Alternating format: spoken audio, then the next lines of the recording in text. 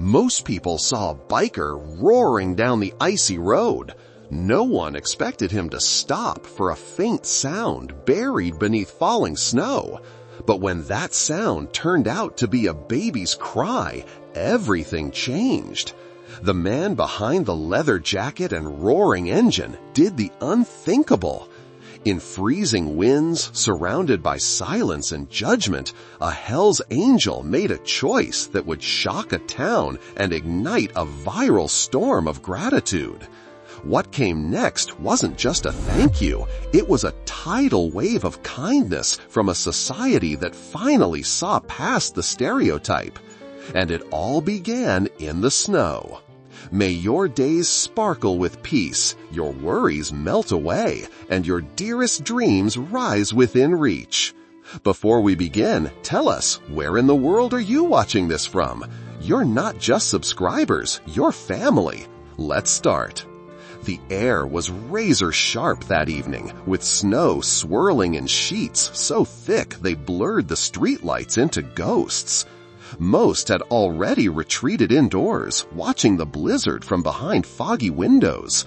Weather alerts crackled through the radio, urging everyone to stay home. But not everyone had that choice.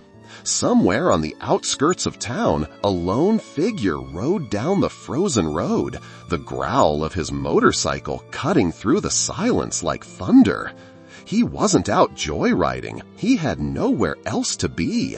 A Hell's Angel biker wrapped in leather and frost, heading nowhere in particular, just moving to escape memories that haunted him louder than the storm.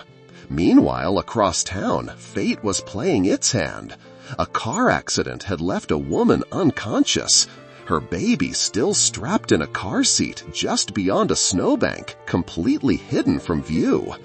The snow kept falling, burying any sign of life. No headlights caught the shape. No passerby noticed until the biker came around the bend, drawn by something more primal than sound. A flicker of instinct, a ripple in the cold that told him something was wrong.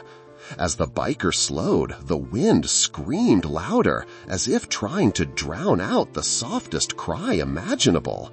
He killed the engine, and for a moment the world was pure silence. Then, just barely, he heard it. A whimper, not the wind, not an animal. It was raw, human, and impossibly small. He turned his head, eyes scanning the white haze, heart thudding in a way no high-speed chase had ever provoked. Without thinking, he leapt from the bike and trudged into the snowdrift, boots crunching as he followed the fragile sound that had pierced his armor. His gloved hands brushed something soft, not snow, but fabric, pale blanket nearly buried. He tore it back, revealing a baby. Cheeks flushed purple from the cold, eyes fluttering weakly. The biker's breath caught. Everything else disappeared. There were no club rules in that moment, no fear of judgment, only the desperate need to protect. He scooped the baby up, shielding it with his own body as snow pelted his back like needles. It didn't matter who he was. That baby needed a hero, and he became one. With one arm cradling the baby and the other guiding the handlebar, he fired up the bike again, the engine protesting against the cold, the weight of the storm fighting every move forward. The roads were slick, unforgiving, and nearly invisible, but adrenaline and desperation gripped him tighter than the handlebars. He didn't think about what people might say if they saw a tattooed biker riding into town with a baby wrapped in his jacket. All he could think of was keeping the child warm, alive, and safe, whatever it took. Cars that had driven past earlier were long gone. He was alone, a black figure carving a path through white nothingness. At one point, the engine stuttered and he nearly lost control, sliding for several feet. But he didn't stop. He couldn't. The child's weak breaths were fading and time was against him. When the hospital lights finally came into view, he didn't feel relief. Not yet. He rushed through the emergency entrance, yelling for help, his voice from cold and panic. Nurses froze for a moment, stunned by the man before them, then rushed in to take the baby from his trembling arms. As the medical staff swept the baby into action, the biker stood there, soaked, shaking, and oddly silent. His face was unreadable, but his eyes followed the infant with the intensity of a man who just handed over a piece of his soul. Tattoos peeked out from under his sleeves. Patches on his jacket marked him as a member of the Hells Angels, a name that in most circles raised eyebrows or alarm. But that night, no one cared about the ink. They only saw the man who'd fought a snowstorm to carry life into the ER. An officer on duty approached him cautiously, unsure what to expect. But there was no defiance in the biker's stance, no aggression, just exhaustion. "I found her," he finally muttered. "She was alone." That was all he said before stepping aside and collapsing into a waiting room chair. He didn't ask for praise. He didn't even stay long. But the moment burned itself into the memory of every staff member there. That image, a hardened man cradling innocence in a blizzard, would resurface again and again as the story unfolded. Inside the NICU, the baby was treated for hypothermia, dehydration, and mild frostbite. Doctors marveled that she had survived at all. If she'd been out there even 10 minutes longer, they agreed, she likely wouldn't have made it. The timing had been impossibly close, as though someone had sent that biker to the right road at the right time. No one knew her name yet, no one had claimed her, but everyone from nurses to janitors began referring to her as Angel's baby. Not because she was heaven sent, but because of the leather patch on the back of the man who saved her. Outside the hospital, the biker had disappeared. He left quietly, leaving only a first name at the front desk, Red. No one knew his last name, no one had seen him before. Rumors began to stir, and social media picked it up within hours. A grainy security photo of him carrying the baby circulated, captioned simply, "Not all angels have wings." The town was watching, curious, and Red, the biker, had no idea that his life was about to change as much as the child's. Hours after Red had left, first responders finally pieced together the accident that had led to the baby being left out in the snow. The mother had skidded off a back road, struck a tree, and passed out from the impact. The baby's door had flown open, and in a tragic twist of fate, she'd fallen into the snow unnoticed.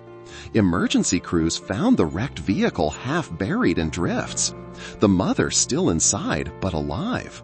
But they were too late to find the baby because someone else already had. And that detail changed everything. News spread quickly. The sheriff's department issued a statement crediting an unidentified man with saving the child's life, but the community was already ahead of them. They had the photo, the patches, the story, and the emotion that came with it. People who once would have crossed the street to avoid a Hell's Angel now found themselves Googling the group's history, questioning old assumptions. The sirens had come, but the hero had long gone. And for once, the lines between outlaw and savior weren't so clear. Within days, people were knocking on the hospital's door, asking about Red. Reporters called, bloggers speculated.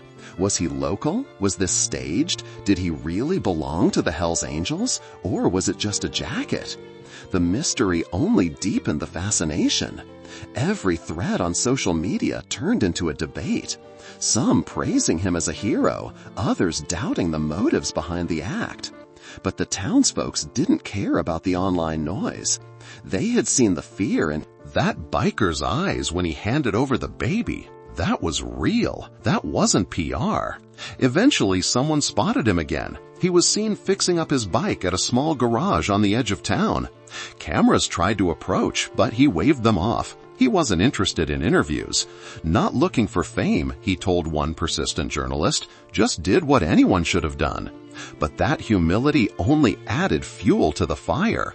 Who was this man, and why did he care so much? The deeper people dug, the more they found a life full of bruises, lost family, and the quiet need for redemption. In diners and grocery stores, people whispered about Red like he was some ghost that had risen from myth. Kids drew pictures of a biker carrying a baby. Teachers used the story to talk about courage and compassion. Even the elderly at the town's retirement home found themselves glued to the news, cheering for the man they never thought they'd admire. Slowly, perceptions were shifting, not just about Red, but about all the men in leather jackets who rode with him.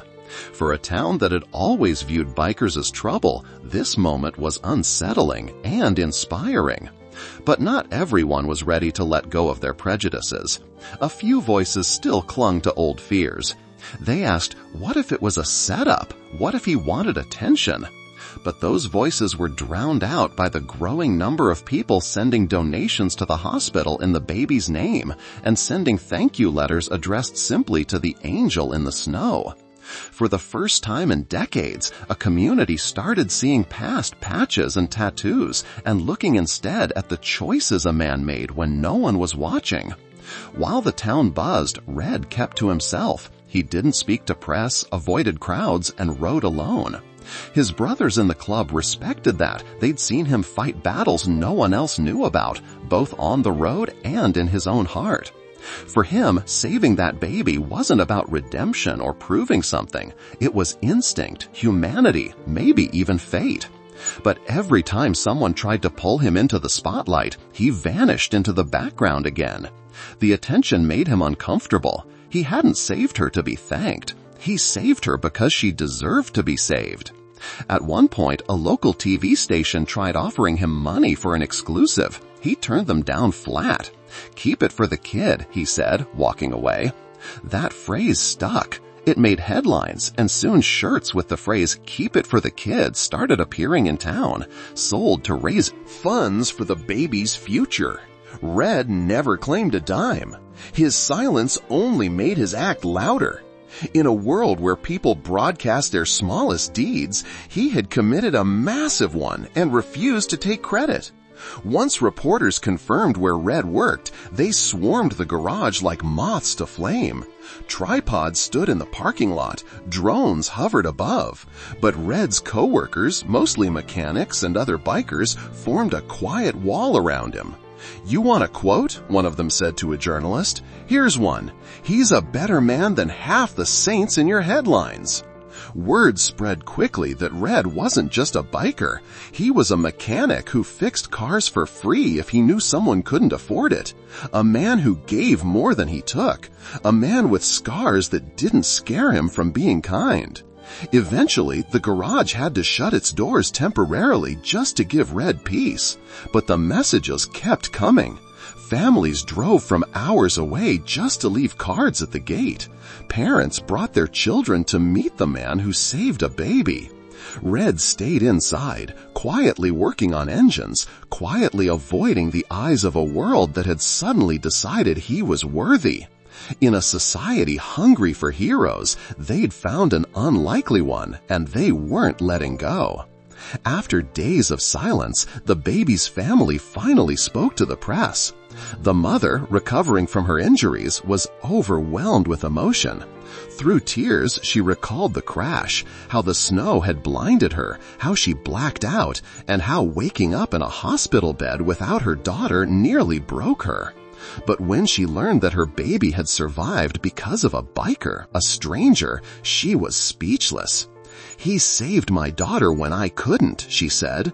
"There are no words for that kind of mercy." Her family echoed the sentiment, calling Red an angel in leather. They asked to meet him, not for the media, not for a photo op, but to look him in the eye and thank him. But Red declined gently. He said he was just glad the baby was okay. That response made headlines again. It wasn't just what he did, it was how he refused the spotlight. As the baby recovered and was finally released from the hospital, the town began calling her Grace, not her real name, but a name that captured what had entered their lives during the storm. The story exploded online. News outlets picked it up with blazing headlines. Viral videos compiled images of Red, his bike, the snow-covered road, and the hospital doors swinging open. Hashtags like #AngelInTheSnow and #HellShear trended. Worldwide, celebrities tweeted about him. Motorcycle groups across the globe reached out to support him, but Red remained offline.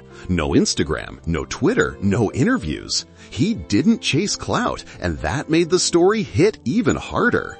People are used to heroes demanding applause. Red didn't ask for anything. His humility added gravity to the act. Soon, people were sharing their own stories of bikers helping strangers. The narrative began to shift.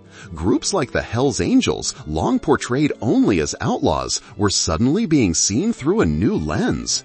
Discussions emerged about judging people by appearances. Schools, churches, and communities used Red's story as a symbol of unexpected kindness. And through it all, Red remained in the shadows, while the baby he saved became the face of a movement that reminded the world how complex, layered, and powerful a single act of compassion could be. For years, bikers like Red had been stereotyped as troublemakers, symbols of rebellion, danger, and lawlessness. Town meetings once banned their presence. Parents would steer their children away from them. But now, the same town that once feared Red began calling him a guardian.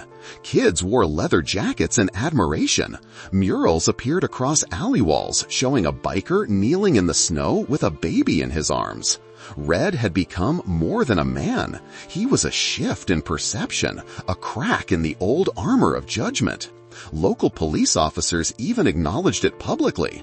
One sergeant admitted, "We used to follow him around expecting something, but it turns out the only law he was breaking was the one we wrote in our heads about who's dangerous and who's good."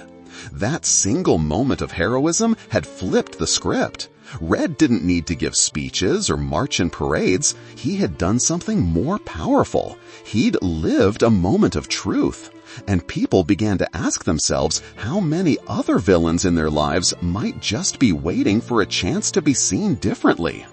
One cold morning, the town heard engines, a low rumble that grew louder, steadier. A line of bikes rolled in through the snow-covered streets, their chrome shining under gray skies. It wasn't a protest, it wasn't a show, it was respect. Members of the Hells Angels, some local, some from hundreds of miles away, had come not to claim glory, but to stand by their brother. They parked in silence in front of the hospital where the baby had once been. Some laid flowers, others left teddy bears. No one spoke. They didn't need to. That image, hardened bikers standing still in the snow, heads bowed, became one of the most shared photographs in the story. It shattered the last traces of fear lingering in the town. No one expected the club to respond like that. But they didn't come to demand gratitude. They came to honor a life saved. It was a gesture of unity, of unspoken love. And for many who had misunderstood their presence for years, it became the moment that fully rewrote the narrative, not of one man, but of an entire group. The town council had a problem, but for once it was a good one. A community once wary of bikers now wanted to officially recognize Red's act. But how? Some suggested a civic award, others a mural, others a statue. But Red kept turning down recognition. "Don't make me a mascot," he said through a friend. "I'm just a guy who did what anyone with a heart would have done." That put the council in a tough spot.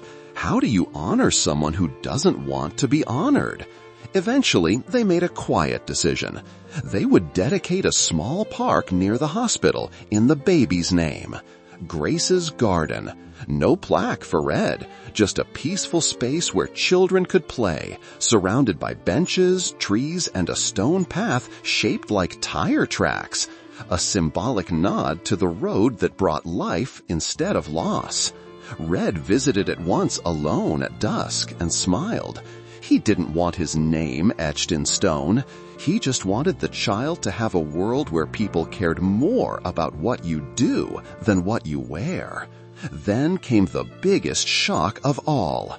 The town hosted its annual winter parade, and for the first time ever, they invited the Hells Angels to ride at the front. No one expected them to accept, but on the day of the parade, dozens of bikes lined up at the head of the route, engines purring like lions waiting to run. Behind them came the floats, the bands, the dancers, and at the center, a float carrying Grace and her mother bundled in blankets waving to the crowd. Cheers erupted from sidewalks. Children shouted, parents clapped, and Red, wearing dark glasses and a quiet smile, rode near the back, unnoticed by most, just the way he liked it. But to those who recognized him, it wasn't just a parade. It was a moment when past and present collided, when a town embraced change and gave thanks not just with words, but with open hearts. What began as tragedy had become tradition, and Red, whether he admitted it or not, had become part of something far bigger than he ever imagined. After the parade, a local woodworker presented Red with a handcrafted box. Inside it, a patch made of hell.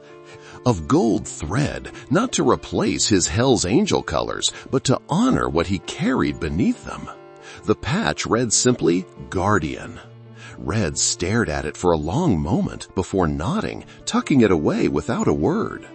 Other gifts poured in. A child's drawing, a mechanic's wrench engraved with the words Lifesaver, a biker vest stitched by a grandmother who once feared men like him. Each gift was small, personal, and heavy with meaning. One afternoon, a man Red had never met walked into the garage and handed him a leather-bound journal.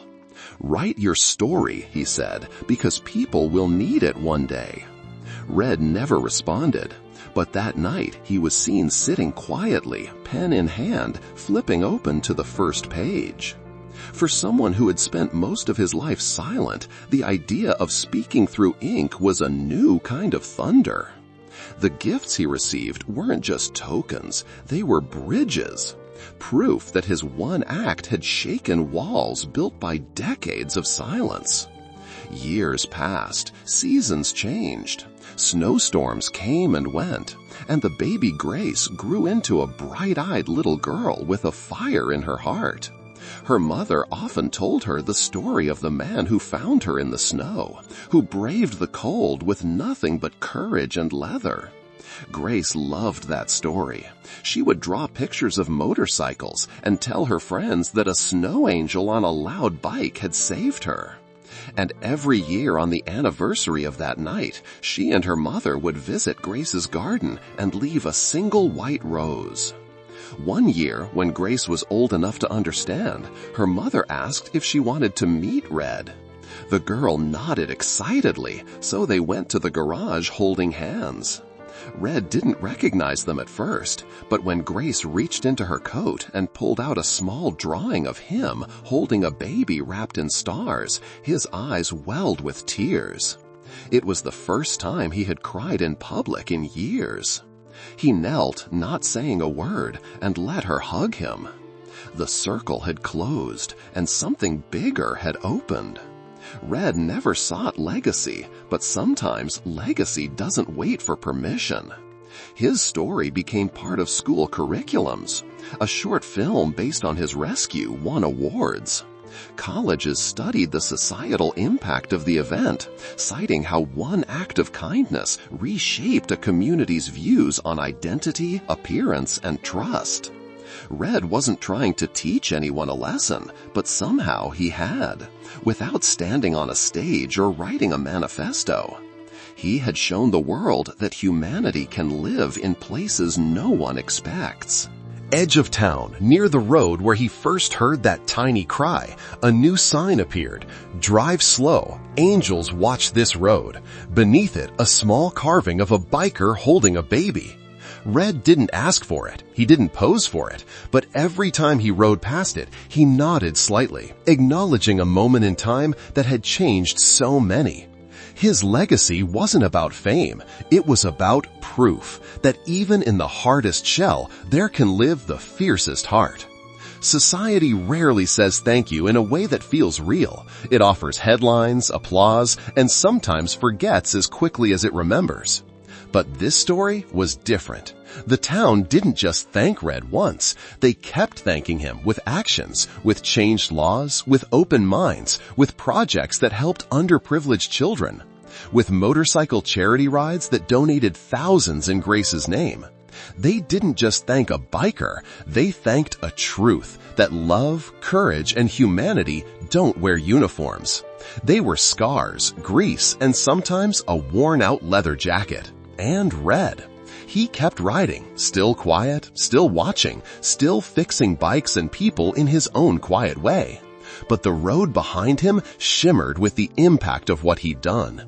Not every hero wears a cape, and some don't even want the title. But when society finally saw him not as a threat, but as a savior, something deep and lasting took root. That thank you echoed far beyond one town, one baby, or one man. It echoed across the world, a reminder that kindness can roar louder than judgment. Sometimes the loudest hearts are hidden behind quiet souls. Red didn't save that baby to become a hero, but in doing so, he reminded an entire world that compassion wears many faces, even those we least expect. If the story moved you, don't forget to subscribe for more powerful true stories that challenge how we see others. Would you have stopped in that storm? Do we judge too quickly based on what we think we see? And how would you thank someone who saved a life when no one was watching? Let us know in the comments because your voice matters.